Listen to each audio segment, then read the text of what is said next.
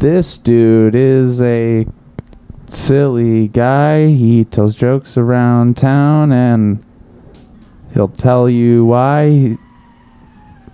But we'll do that later because they're not here yet. Oh, it's Kill Tony. Oh, Kill Tony, okay. But I'll try to wrap this poem up because they're here now. And they don't know that didn't rhyme, but the audio is. So right on time, Gabriel Benjamin joins us here.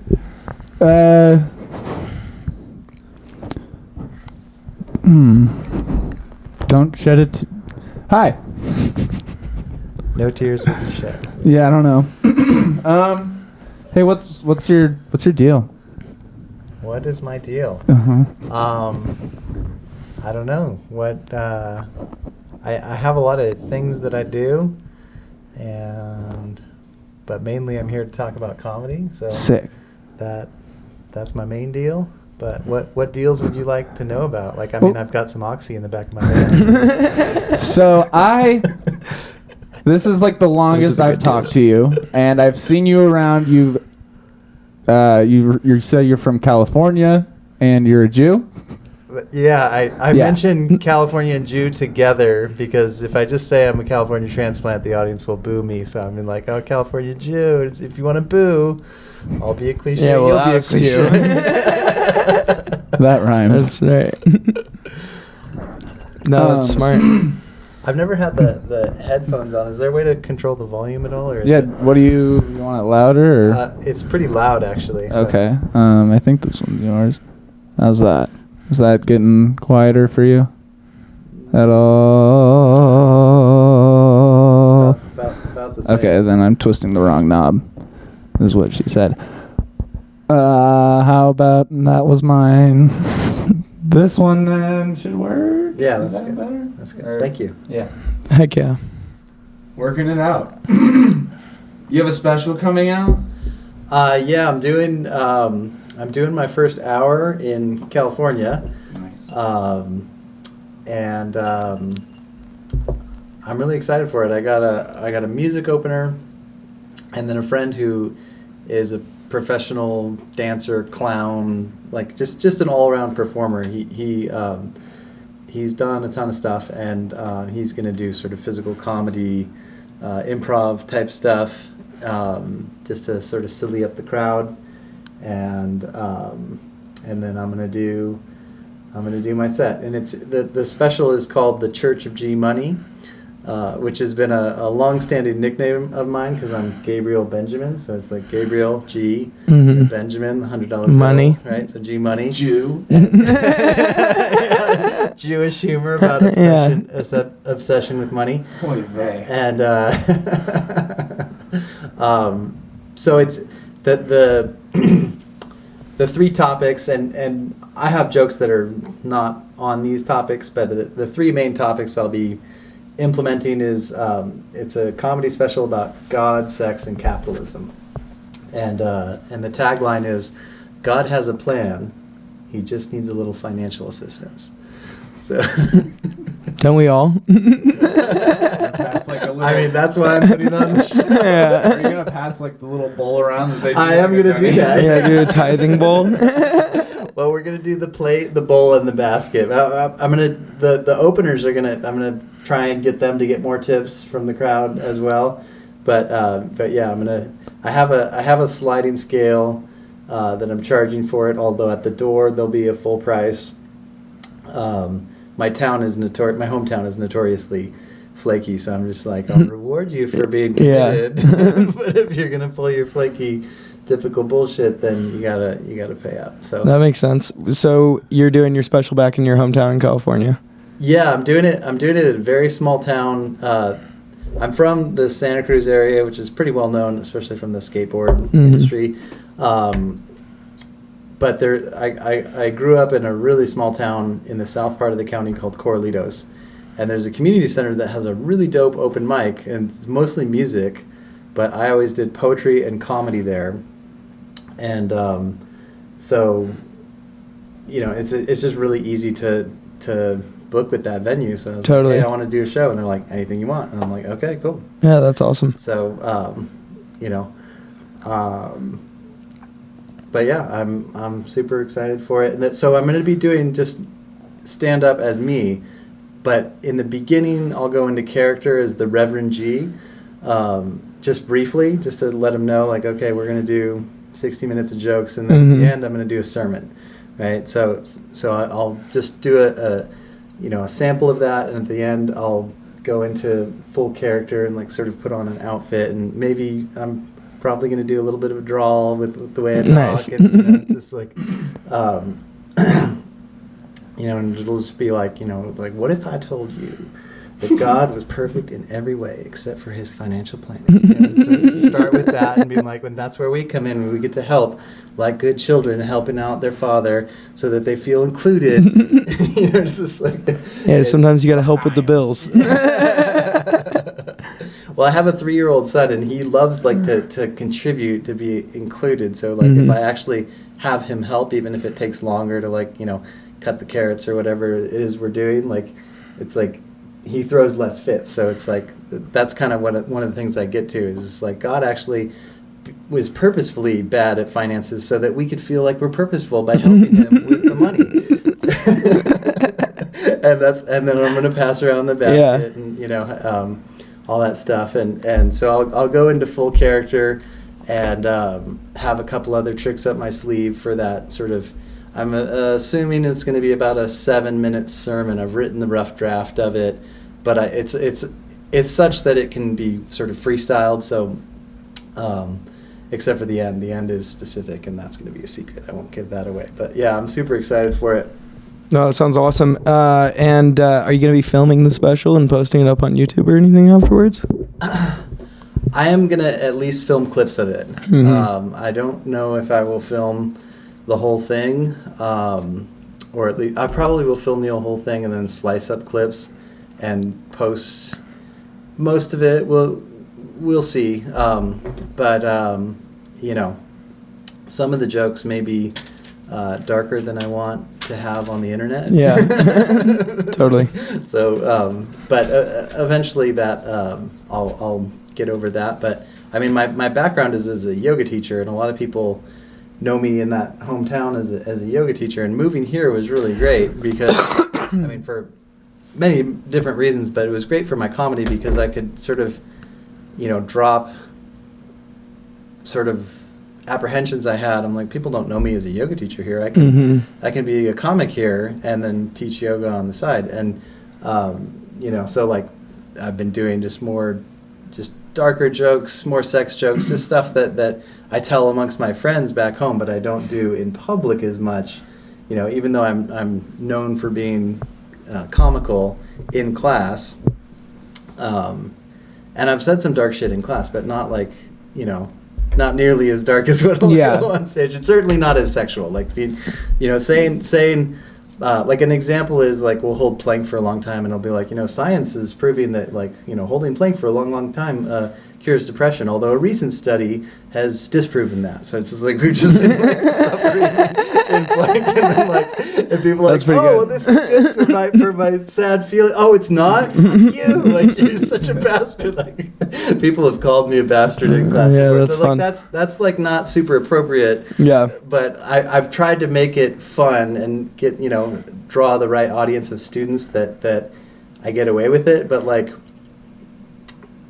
that's about the boundary. Whereas here, or just in a comedy club, I feel like the boundaries are much further. Not that they're boundaryless, Totally. So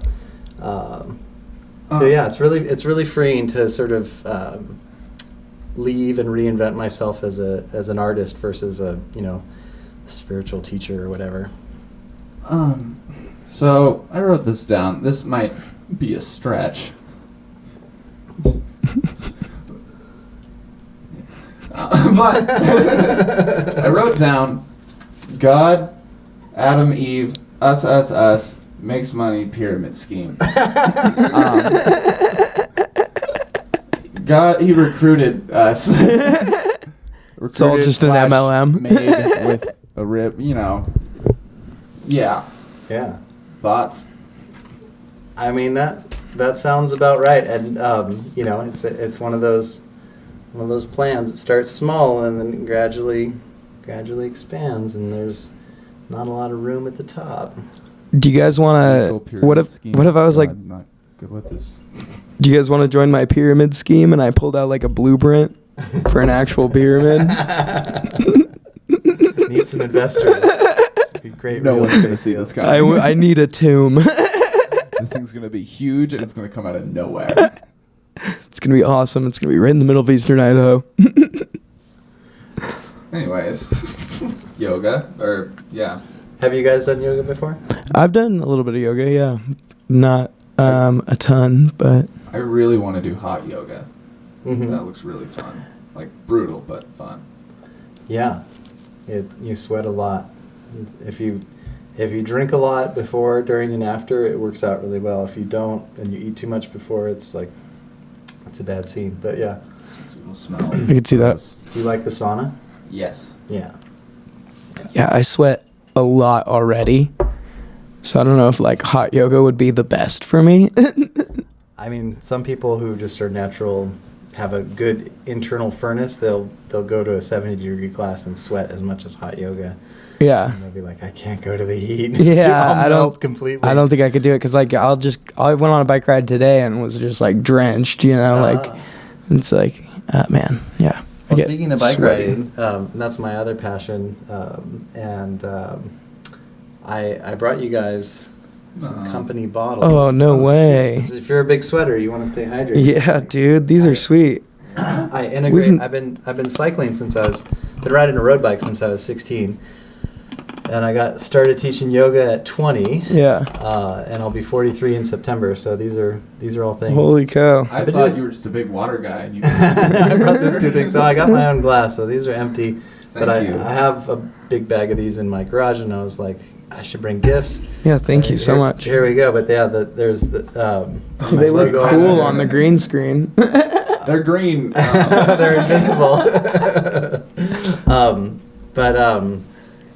Yeah, I've integrated yoga for cyclists, and I've led cycling tours, and so that's all the lingo on there. And GabrielBenjaminYoga.com. That's my website, and my shameless plug just now. But yeah, those are some pretty decent bottles. They're not as squishy as a lot of bike bottles, but that means that the plastic doesn't leach as much. They don't have as much of a taste. Wash them really good once, and then they're good to go. Sweet, thank you so much. That's thank you really guys thoughtful. Thank you guys for having me over and having me on the pod. This is definitely the best gift I think we've gotten. It might be the only. We got the conversation book from town. That was pretty fun. Holly brought the Dunkaroos. But this one can be used This will last a lifetime. over and over. Even if I litter it, it'll stay around. Yeah, won't biodegrade for a while. Oh, fuck yeah, dude. So you've been teaching yoga for 23 years. I started in April 2001. God, not even 2020. So yeah, at about 20. I used to be like, I've been teaching yoga for 15 years, you know, or I'm like, because most people start teaching yoga in like middle age, and so I was always sort of when I was less secure about how long I've been doing it for. I've been doing it for 12 years, you know, like, you know, and so it's like, Yeah. I've been doing it for 18 years now, just so you know, like, you should get a raise, like, and, yeah, at about 20, it's just like, yeah, a couple decades, you know? Yeah. And I still teach, but I mean, I mostly raise my son, so, like, I work part-time, and I'm, you know, stay-at-home dad, or... That's the dream. It's working is way easier than raising a kid. I go do my money making work versus the raising the kid stuff, and I'm like, oh, this is so nice. And raising the kid is like, it's super rewarding, but like you're just drained. Yeah, I could see that. All the time, especially when he. I thought it was going to be easier as he got older, but you've heard about the terrible twos, which really. The toddler phase starts at like about a year and a half, a year and 2/3, and they start throwing fits when they don't get what they want. and they throw fits all the time. And like the toddler terrible 2 phase is like he sleeps through the night, so I'm not as like sleep deprived, but it's just like, oh, the fits just wear me out. The fits are gonna last till he's 22. I don't know if you ever were, but I used to be too. Just wait, man. Like, yeah, there's terrible 2s, but like, wait for the murders. People say it's like once they're in school, it's good, and then the teenage years are rough again and whatnot. I don't know. No regrets. I love being a dad, but I also appreciate being real about it. Mhm. It's full on, and it's Totally. it's some tiring stuff. I've done endurance sports and really long, arduous bike rides, and I raced for 8 years, and it's like the kid is like the ultimate endurance. it's the hill climb that never ends. Yeah, that makes sense. That's awesome. That's so sweet. So, I'm curious. Do you guys know your Chinese animal, or your Chinese astrology? Yeah, I was like the year. Yeah. Yeah, I'm year of. We're both 97, so we're both year of the ox. Okay, both ox. I'm the monkey. Okay. Yeah. What That means. Yeah, what is that? Well, I was born in 1980, and the monkey is like, very sort of out there, wild, playful, inappropriate, sexual. Like, if you look up the monkey and then you get to know me, you're like, yeah, he's the monkey. But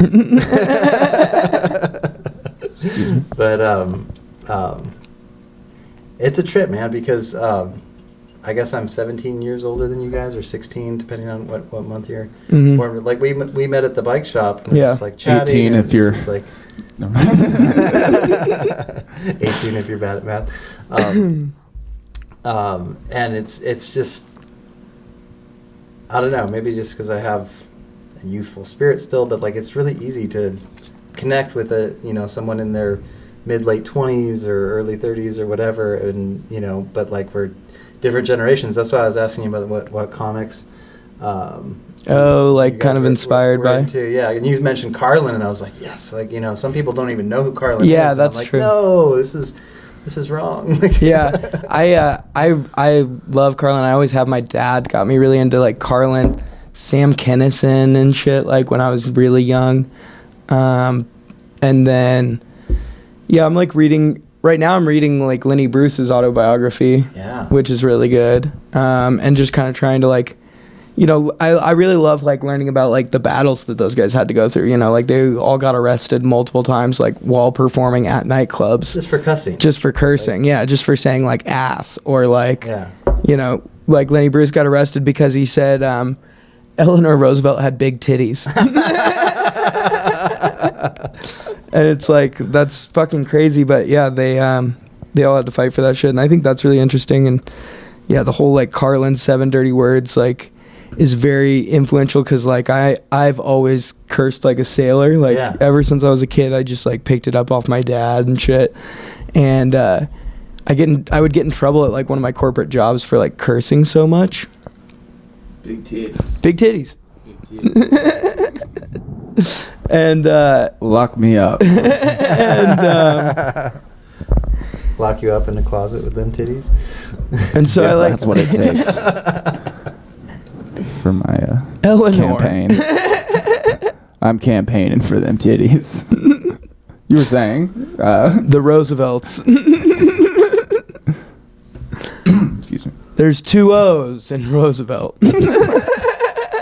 Was Teddy Roosevelt? Was he the one who was like elected 3 times? As like the Yeah, he did get elected because he got elected Democratic Socialist as like an independent. Got the hat trick. Yeah, he's a badass though. Teddy's the man. He loved Idaho.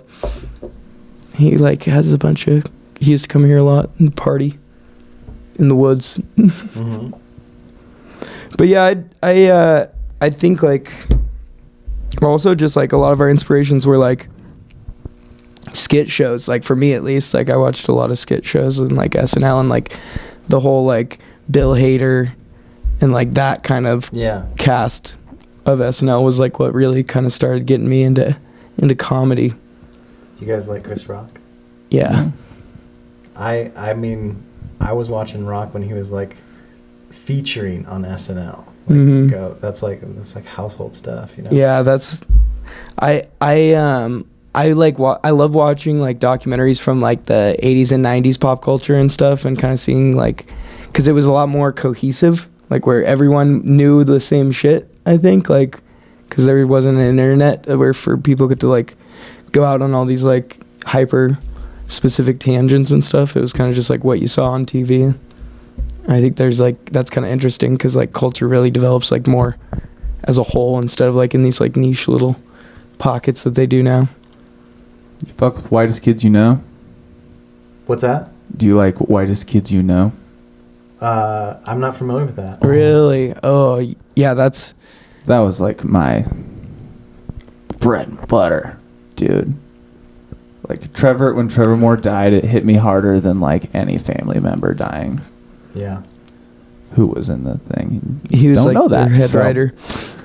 We'll watch some clips. Yeah, I'll check it out. Yeah. dig Yeah, it? it's good. It's really good. They do some really good stuff. Trevor Moore has like a bunch of like really good comedic songs and stuff. He has like one called Mouthwash, and it's like about like liquor being gone, so he just drinks mouthwash. Oh yeah. You do what you got. And it's like a country song. Did he overdose or what? No. Fell off a balcony. He was just had a few Broad drinks daylight. and fell. Yep. It's a damn shame. Second story building, like not even that high up. Clunked his Just head. onto the pavement below. Anyways, you do any other sort of performing things Yeah, I aside from stand-ups? well, my comedy history is really interesting because I've been writing comedy for like 10 years. And I'm a writer. Like my background is being a writer. So so coming up with new material is really easy because I can write, and I make a point to write. The stage performance I'm getting better at, but like that's not my strong suit currently.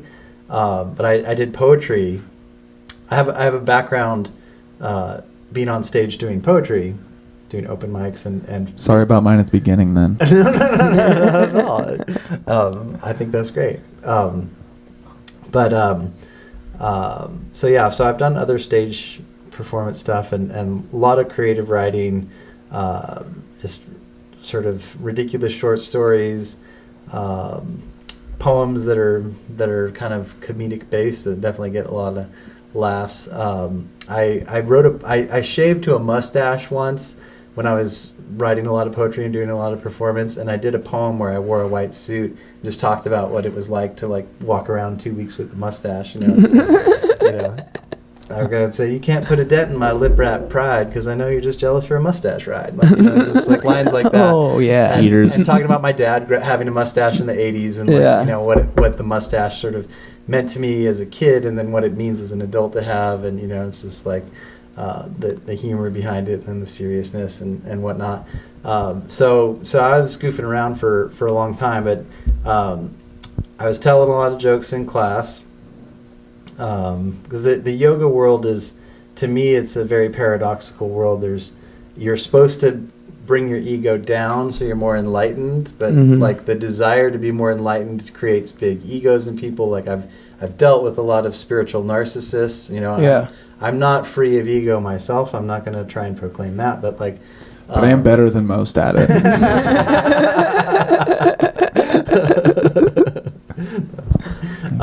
But so like I just started to see the yoga world as a parody, and it frustrated me a lot because I was like trying to really make a living at it, and there's a lot of ego, a lot of politics, a lot of different things that there shouldn't be, and but I started to do humor and like sort of make fun of certain spiritual stuff or just do random humor just because I was like, all right, like, I kind of think this is just a big joke. So it's like where I'm from, if something's a joke, you have a laugh at it. So let's switch to that instead of being frustrated at people's BS and phoniness. Like let's start having fun.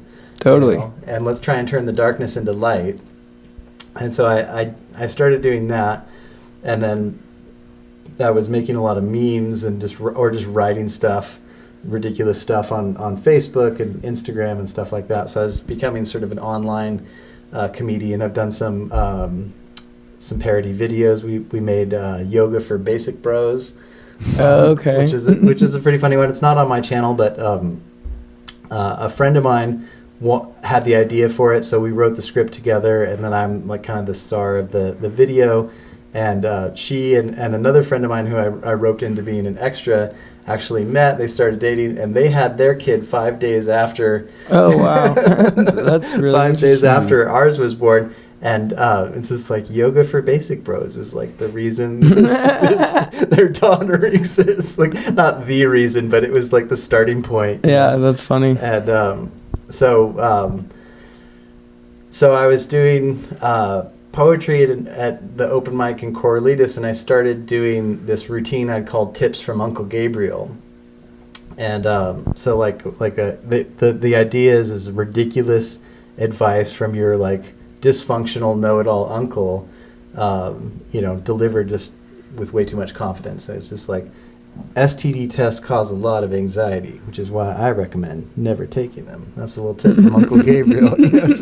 So I started every week. I was doing a tip from Uncle Gabriel, and then I did my poetry, and then I started doing some humor. So the sets there were 15 minutes. Oh yeah. So and I was doing 3 poems. It was mostly musicians, but you could do anything, and so you do 3 songs or 15 minutes of whatever it is you were doing. And so I was doing like 2 or 3 minutes of jokes, and then I would do 2 or 3 poems, and and I knew that the poetry worked. So the jokes, I wanted them to go well, and I felt some nerves around that, but like I had the backup plan. I had the main thing.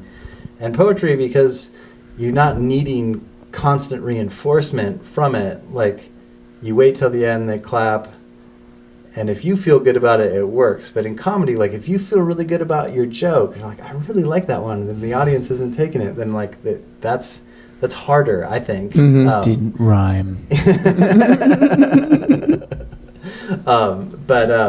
So my evolution, the writing and the comedic background has been there for a long time, but then doing stand-up, pure stand-up, like without like sort of, the backup. The poetry and stuff to kind of fall back on. Or in yoga, like people have said in like classes where sometimes just jokes from beginning to end, kind of like a stand-up routine with yoga or with I did one class a week. I did a core fitness class. It had a lot of yoga poses and stretches, but it was just, we didn't do any cool down we did some stretches at the end. We didn't do Shavasana, Namaste, or Oms, and we did a lot of stuff I wouldn't do in yoga classes, like a fitness class, that I would go, that's where I would go hardest with the dark humor. Yeah. And, people were just like, yeah, I just felt like it was like the comedy workout hour, and, but I knew that if my jokes bombed, but the sequence was awesome, that people would still have a good experience, versus if you're just on stage telling jokes and your jokes bomb, you're just like, okay, now let's do crunches, everyone. You're gonna love it. Yeah, right. Like, it doesn't work.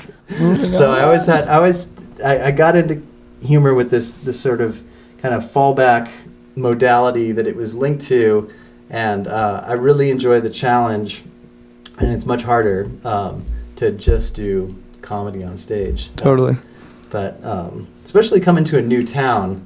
But again, that challenge also leads to the benefit of being able to sort of reinvent myself with less baggage. So totally, I'm grateful. Well, shit.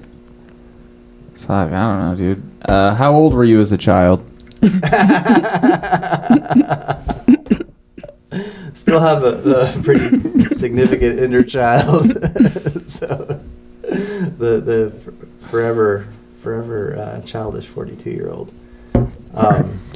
How have you guys felt about the comedy scene here, and what is your feelings about the atmosphere?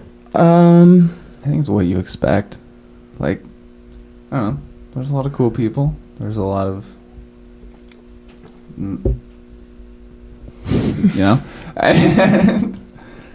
don't know. It's like anywhere. I think nice. It's usually okay, and yeah. I think that the people that do comedy here are, for the most part, all really, really nice and like welcoming once you kind of engage with them. But like a lot of people who do comedy in the Boise scene, I think, are introverts more so, and are gonna be less likely to like come up and, you know, introduce themselves to you until they see you like doing it a little bit. But I think that there's a real like surge happening right now kind of in the Boise comedy scene of like people who are kind of on the up and up and that are younger, like kind of making their own shows happen. Yeah. And like really like expanding on it and just being like, you know what, like COVID's over, it's time that we like really get this Boise comedy scene up and going now that it's kind of like liquid's gone, there's no real club. And I think everyone is really craving that right now, like an actual comedy club. Yeah. Like where like Mad Sweet and Voodoo both do a great job, and like all the other spots do a good job of like putting on the open mics, but like it's still no substitution for like a Wise Guys or, you know, a Helium or a Laugh Factory or you know, Comedy Store that like does, that's what they do, and they get headliners, and they have a system of agents who they know, you know, and like can get good headliners and stuff. Because I think that's the hardest thing for a club is just like booking headliners and like getting headliners to show out again and getting people in the door obviously for those shows. But like it's tough when there's not like that like kind of built community or like network of like the because there are, you know, big names. And have you guys done Voodoo? I haven't been there yet, but I really want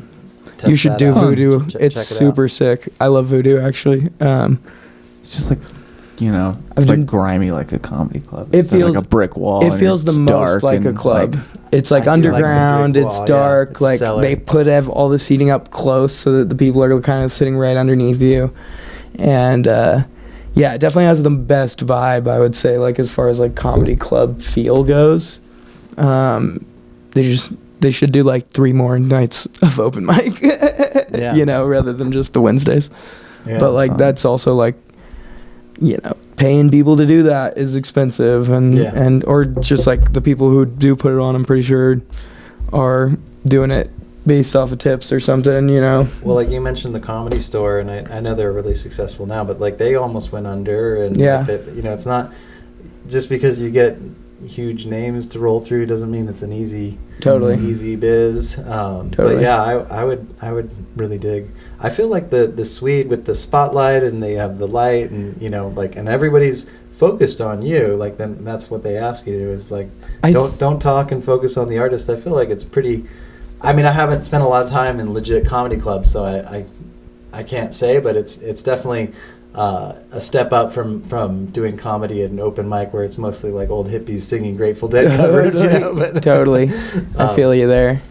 Yeah, I think that if their stage was built up a little bit more at Mad Swede, that might help a little bit. It just feels like, and then like their entrance and like the way the bar is kind of set up in the back. I don't know, it like feels like, and like there's a lot more, I don't know, I feel like they should bust that wall out, honestly, so that they can seat more people. Because they have that whole open comedy club remodels. White people flipping houses. We're gonna take out this load-bearing wall, and we're gonna this one with an knock open it down concept. with laughs. Yeah, exactly. No, I like Mad Sweet. I just their beer's too fucking expensive, man. $7 for a fucking Mexican lager. They could have a 2-drink minimum. I would like it if there was maybe a deal for performers or whatnot. There should be whatnot, but there is actually at Monday nights. If you're on the list, you get 20% off food. Oh, that's cool. At the pizza. So. Yeah, I haven't made it to that yet, and I'm not, now that it's earlier, like my son's bedtime is like sort of 8:30, and like, you know, if I piece out like toward the end of it and am not helping for like the last 5 minutes, it's not that big a deal. But if I'm not there to help him with his bath and all these things, like for an hour plus, like, you know, it's I mean, I'm not making money doing this. Yeah, right. I've already got people buying tickets for my show, so that's good. I'm monetizing my comedy already. When is the show? It's July the 8th, Saturday. Yeah. Oh, so I'm going back to town for my mom's birthday. You're not going to be doing the bogus space and hill climb then? I'm not going to be. I don't think I would be doing that. Anyway. Really? Okay. I'm gonna ride it probably this Friday as like an early Father's Day celebration. I've ridden to the Pioneer Lodge nonstop once, and late April. It's a gnarly ride. It's awesome. Yeah. It was one of the first hot days in April, but it was tons of snow at the top. It was wild, and I made a brief vlog of it. I haven't posted it, but I have like tons of YouTube channels. I have a main one, which is yoga, and then I have a cycling one called Epic Rides with G. And I just branded my comedy, which is just Gabriel Benjamin Comedy, but I have brand new Instagram and brand new YouTube, Gabriel Benjamin Comedy, and I have a men's mentorship YouTube as well, which I only have a couple videos up on, but I have a list of notes of different things to do to, you know, sort of speak to men who, you know, don't want to be misogynists, but want to sort of find their power in the world, you know, in the right sort of way. And I deliver my message with humility as well, because I teach based on my mistakes. Like, anything that I teach, it's based on, I did it wrong the first time, and here's what I learned from it. So try not to be one of those know-it-alls who's just telling it like it is, like Andrew Tate or something like that. I think we need better options than you know. No, I think it's important for young men to kind of have like an older person that they can talk about those like deeper issues with, or just listen to those like mistakes, because I know that I've fucked up enough, you know, that could have been avoided if like maybe I'd thought about it a little bit. Yeah, man. What would you mentor us on? What are we doing wrong? I think I'm impressed with you guys. You guys got your own podcast. You're doing comedy. Like I don't know enough about you.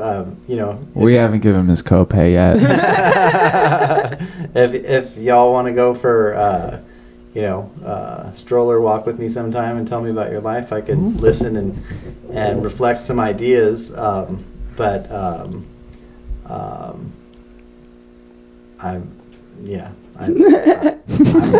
I'm inspired, truthfully. Like I think one of the keys to being a good role model is to not be so big that you can't learn from the people that you're also trying to share with and whatnot.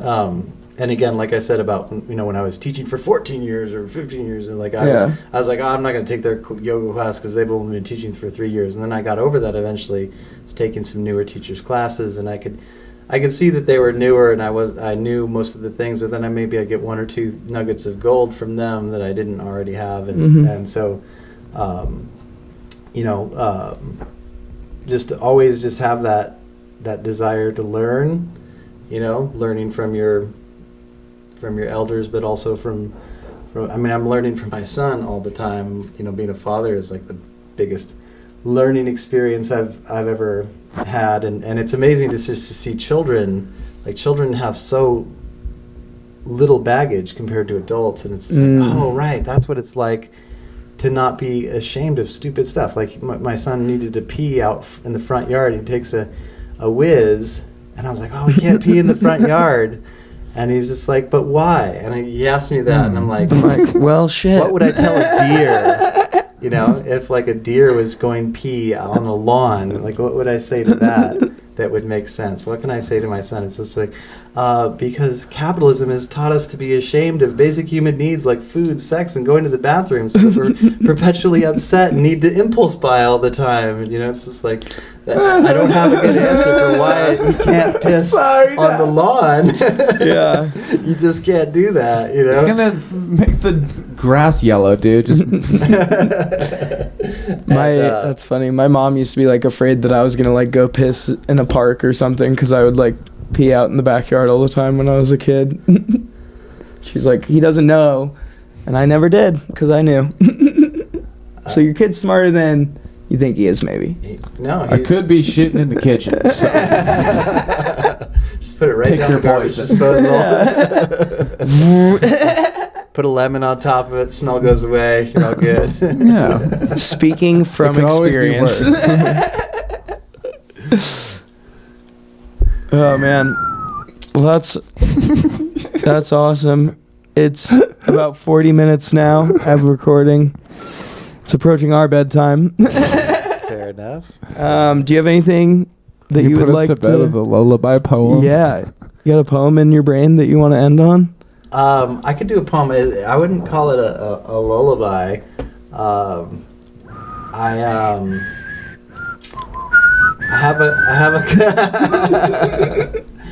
have a couple memorized poems that were kind of my signature pieces that I really like. One of them I think is about 3 minutes, and one of them is about 5, maybe 5, 6. So I'm not sure if you want me to do one or both. They're pretty fun. I would love to hear one. Yeah, rip that Okay. 3-minute poem Do you off. want like a beat? Yeah, like some background piano. If you get the saxophone real quick. So I'll tell you the backstory about this. So when the first poetry open mic I went to, I was writing for a while. I was going through a breakup, of course. I was writing a lot of poems. A friend of mine's dad was a really good poet. And he could rattle stuff from memory, and I was really impressed with that. So I wrote a bunch of poems. I wrote a poem about Scotland, where a family member had lived, and I visited Scotland, and on the flight back I wrote this poem about Scotland. So I go to the open mic, and I was just like writing poems about feelings and nature and different things. And I go to the open mic, and I realized how performative it was. Like some of the stuff was more of like writer's work, but a lot of it was writing, but a lot of stage performance. And so I go to this mic. I was determined to read. I hadn't even signed up. I went up to the MC at the end. I said, I wrote something. Can I do a thing? And he said, sure, go ahead. So I read my poem about Scotland, and I was like dry toast. I was like, oh, that I would be the luckiest of men. I would someday revisit this land again. Its hills and pastures green with gold, and stonework that stands 1,000 years old. And I'd been reading it to people, and I knew how to read it with like the emotion. Oh, that I would be the luckiest of men. You know, like, but I was so nervous. Yeah. Through yonder window break. And then they gave me the golf clap. The rule was you clap, you don't heckle and you clap. And they gave me the golf clap, whereas they'd been the last two people had really epic stage personas. Mm-hmm. And so that night I went home and I wrote this poem that sort of knocked the place, but also like showed a sense of admiration for it too.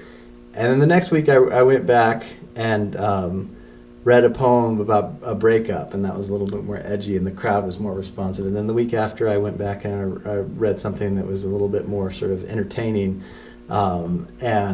And then the fourth week, I went and I read the poem. I just titled it "Open Mic," Mm-hmm. and I did it from memory. And so it goes like this. And I wrote it when I was 26, right? He's not the best, but at least he tries. Another rhyming poem and the audience sighs. You can call my work shit, but I think it's good stuff.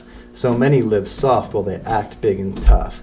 Yeah, I admit it, cider house rules made me cry, and I didn't just blame it on dust in my eye. People cover their softness with piercings and tats. Poets stand on stage with funky clothes and cool hats.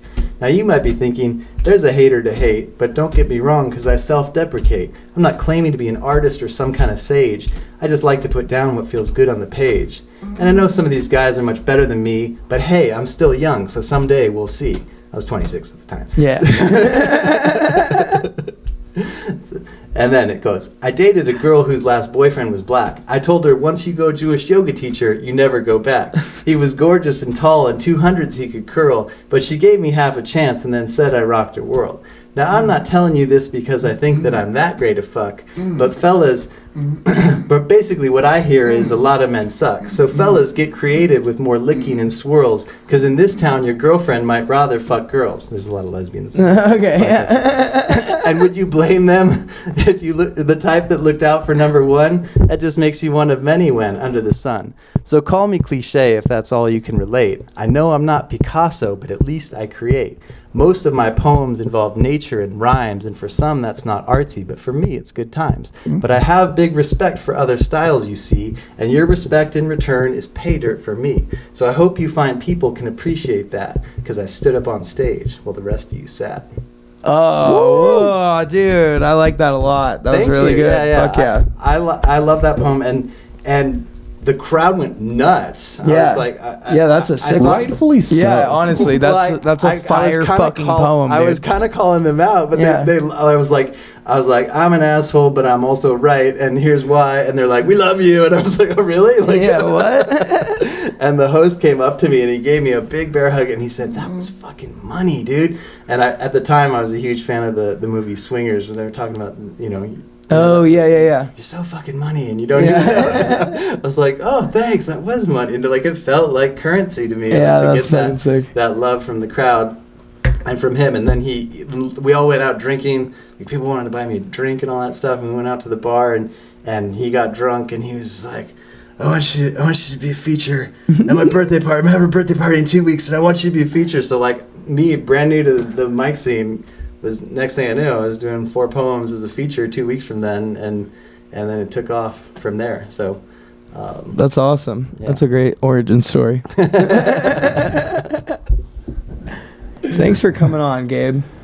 Gabriel Benjamin. Thank you guys. Gabriel G-Money. Benjamin. Green screen, green shirt, no body, all arm, head. Am I just an eagle? More body cowbell, dude. Poetry, On the story, screen. rhyme.